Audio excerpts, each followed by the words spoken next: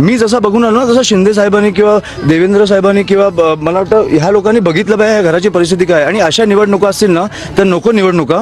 आम्ही सगळे फॉर्म परत घेतो, तुम्ही जिंका. ती बघा मुलगी परत उठली. ह्या अशा निवडणुका ही आपल्या महाराष्ट्राची परिस्थिती आणून ठेवली आहे तुम्ही. मी कधीही कोणीही वारल्यावर राजकारण करत नाही, आणि आज पण मी नव्हतो करायला आलो. पण तुम्हाला कधीतरी कळणार आहे की नाही की तुमचे राज्य कुठे नेऊन ठेवलंय तुम्ही.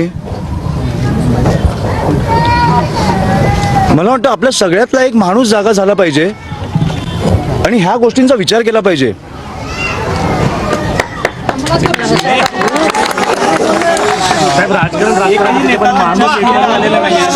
एकही नेता त्यांच्या कुटुंबाच्या भेटीला. मग माझी विनंती आहे, फडणवीस साहेबांना माझी विनंती आहे, एक दिवस प्रचार सोडा आणि प्लीज या. तुम्हाला निवडणुका काय कुठच्या पातळीला नेऊन ठेवल्यात ना आपल्याला कळतील. आणि माझी विनंती आहे त्यांना, मोठे नेते आहेत पण मला वाटतं की आपल्या राज्याचे मुख्यमंत्री आहेत, कुठेतरी आपलं राज्य कुठे चाललंय हे त्यांनी पण बघितलं पाहिजे.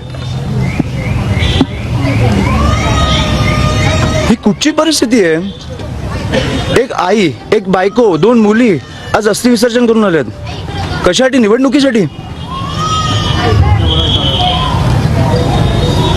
ह्याची उत्तरं मला मिळालीच पाहिजेत आणि बाळासाहेबांना न्याय हा मिळालाच पाहिजे.